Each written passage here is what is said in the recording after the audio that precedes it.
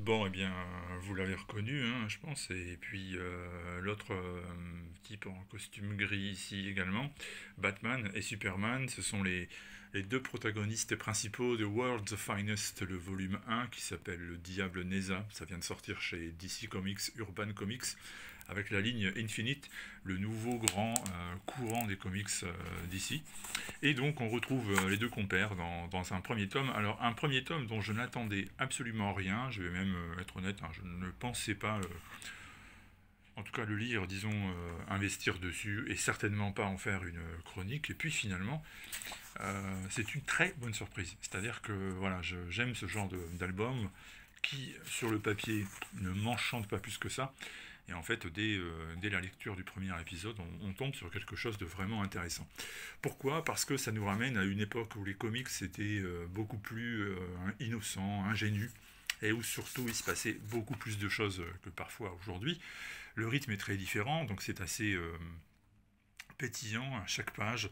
On passe d'un rebondissement à l'autre. Alors au départ, on a des super vilains qui attaquent la ville de Metropolis, avec notamment Poison Ivy, et un peu plus loin, Metallo qui s'en prend à Superman et qui est d'ailleurs à deux doigts de le tuer en lui injectant de la kryptonite rouge dans le cœur.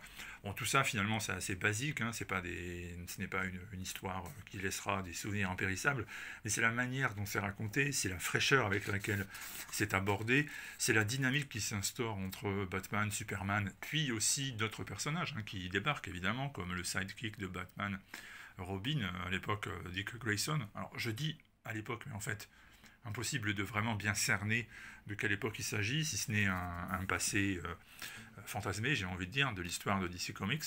Et puis on retrouve également Supergirl, on retrouve dans cette histoire aussi la Doom Patrol, ce groupe d'outsiders, on va dire, qui sont des personnages qui sont désormais assez célèbres, puisqu'ils ont droit à leur propre série, qui est diffusée depuis 3 saisons, si je ne me trompe. Donc le diable Neza, c'est le grand méchant de cette histoire qui va être libéré pour tenter de conquérir notre monde, sachant qu'au départ, il remonte à l'époque de la Chine antique, et ça fait des millénaires qu'il était emprisonné, et donc clairement, son retour sur notre plan d'existence l'a légèrement énervé. Et c'est un vilain crédible, hein, parce qu'il est en mesure, au niveau de la puissance, au niveau de la force, il est en mesure de rivaliser même avec Superman. Du coup, ça rend les 5 épisodes très intéressants, très, très vivants. Alors, bien entendu, si c'est aussi intéressant et aussi vivant, c'est parce que c'est écrit par j'allais dire, un vieux de la vieille, en tout cas par quelqu'un qui connaît son métier sur le bout des doigts, Mark Waid. Lui, c'est un scénariste qui maîtrise les codes du mainstream, on va dire, comme nous, on maîtrise l'alphabet, donc normalement, il sait le faire en mémoire, parfaitement. Il serait capable d'écrire des comics en dormant, j'ai l'impression. Généralement, c'est toujours très bon. C'est quelqu'un qui laissera finalement une empreinte dans l'histoire des comics. C'est quelqu'un qui laissera l'empreinte d'un scénariste discret mais prolixe et très bon. Et ce n'est pas toujours le cas de tout le monde parce que certains ont tendance à vouloir attirer les spotlights sur leur travail.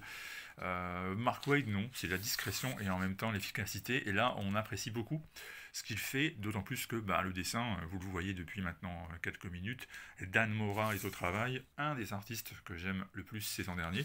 Alors Dan Mora, il y a un petit côté cartoony dans son travail, il y a un petit côté également économie d'énergie, parce que son trait est simple, il ne fait pas dans les effets spéciaux, on a vraiment l'impression que il y a une espèce de recherche de l'économie dans la manière de mettre en scène les personnages, mais alors en termes de storytelling, de façon de monter les planches, de façon de donner à l'action une place importante dans la dynamique des faits, eh ben c'est remarquable, c'est du très très bon. Dan Mora, je le répète, c'est un artiste que j'adore, hein, qui est vraiment pour moi un des 10 meilleurs actuellement du tout le marché des comics américains.